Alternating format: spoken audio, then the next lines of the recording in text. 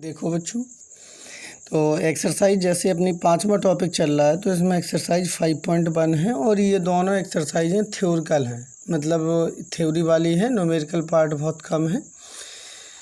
कुछ ही क्वेश्चन हैं, एक आध दो क्वेश्चन जिन्हें सॉल्व करना है, बाकी सब में भाषात्मक क्वेश्चन है। तो पहले क्वेश्चन में लिखा है कि निम्नलिखित कथनों में से ये छांटना है कि कथन कौन सा सत्य है और कौन सा कथन असत्य है। तो जैसे पहले ही क्वेश्चन लिखा है, इसमें लिखा है एक बिंदु से होकर केवल एक ही रेखा खींची जा सकती है। इतना उसमें लिखा है, एक बिंदु से होकर केवल एक ही रेखा खींची जा सकती है। तो जैसे हम देखते हैं कि कोई एक बिंदु है, अपना ये हो गया पॉइंट, तो यहाँ से हमने जैसे एक रेखा ये खींची, ये इस बिंदु से होकर जा रही है, मान के चलो बिंदु ओ है। यहाँ से एक जे भी रेखा हो गई एल एम, अन्य रेखा एन, ये भी रेखा है। फिर एक अन्य रेखा हमने खींच दी एस। तो हम देख रहे हैं कि एक बिंदु से जैसे एक रेखा एल है, एम भी ओ से होकर जा रही है, एन भी ओ से होकर जा रही है, एस भी होकर, तो ऐसी कितनी रेखाएं, अनंत रेखाएं अपन खींच सकते हैं। जितना चाहें उतनी रेखाएं एक बिंदु से होकर, तो अपन देख रहे हैं कि एक बिंदु से होकर अनेक रेखाएं गुजर सकती हैं, अनंत रेखाएं या असंख्य रेखाएं होकर जा सकती हैं। लेकिन उन्होंने क्या लिखा कि एक बिंदु से होकर केवल एक ही रेखा जाती है। तो यहाँ पर लिख देंगे कथन कैसा है, असत्य है। तो ये क्वेश्चन हमें पहचानने थे, कथन असत्य हो गया। इसी में जैसे हम 5वां क्वेश्चन देख लेते हैं, 5वां पॉइंट। सेकेंड थर्ड क्वेश्चन हम बता दे रहे हैं आपको। जैसे सेकेंड पॉइंट में उन्होंने कहा कि दो बिंदुओं से होकर जाने वाली असंख्य रेखाएं होती हैं, तो ये गलत हो गया। दो बिंदु हैं तो केवल दो बिंदु से एक ही रेखा गुजरती है।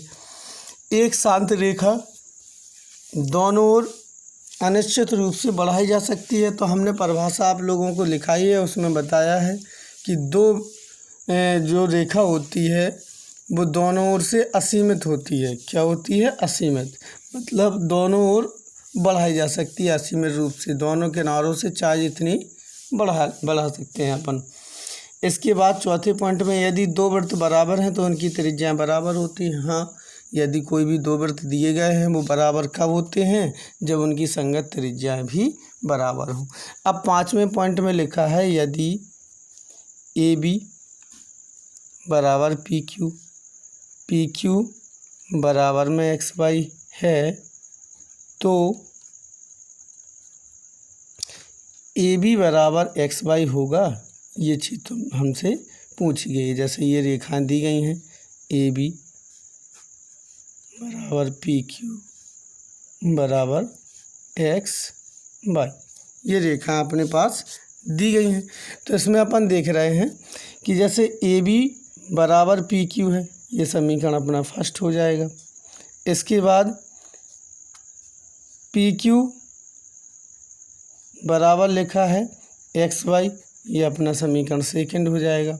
तो अगर पी क्यू बराबर एक्स वाई लिखा है तो पी क्यू का मान अपन देख रहे हैं कितना है, ए बी, तो अपन ए बी रख देंगे। तो ए बी बराबर कितना हो जाएगा, एक्स वाई। तो यहाँ भी लिख देंगे कथन कैसा है, सत्य है। तो ये क्वेश्चन थ्योरी वाले हैं, हमने बताया आप लोगों को थ्योरिकल है, इनमें कोई दिक्कत नहीं होगी। इसमें देखिए बच्चों, क्वेश्चन नंबर सेकंड में निम्नलिखित उन्होंने कह दिया है कि निम्नलिखित को परिभाषित कीजिए, परिभाषा निम्नलिखित की दीजिए। तो पहले में पूछ रहे हैं समांतर रेखाएं, तो हम आप लोगों को लिखा चुके हैं। लंब रेखा ये भी बता दी हैं, रेखाखंड ये भी बता दिया है। अब बात होती है वृत्त की त्रिज्या की। तो त्रिज्या क्या होता है? वृत्त के केंद्र से परिधि पर स्थित किसी भी बिंदु तक की दूरी, किसी भी बिंदु तक की दूरी वृत्त की त्रिज्या कहलाती है, त्रिज्या कहलाती है। क्या कहलाती है? वृत्त की त्रिज्या। जैसे ये वृत्त है अपना, तो केंद्र हो गया ओ, वृत्त पे बिंदु पी स्थित है, तो त्रिज्या अपनी क्या हो जाएगी, ओ पी। अब बात करते हैं हम लोग वर्ग की। वर्ग क्या होता है? तो ऐसा चतुर्भुज जिसकी चारों भुजाएं समान हो, चारों भुजाएं समान हो तथा प्रत्येक कोण 90 अंश का हो, प्रत्येक कोण 90 अंश का हो, क्या कहलाता है? वर्ग कहलाता है। तो यहाँ जैसे हम ये बना दे रहे हैं आप लोगों के लिए, ए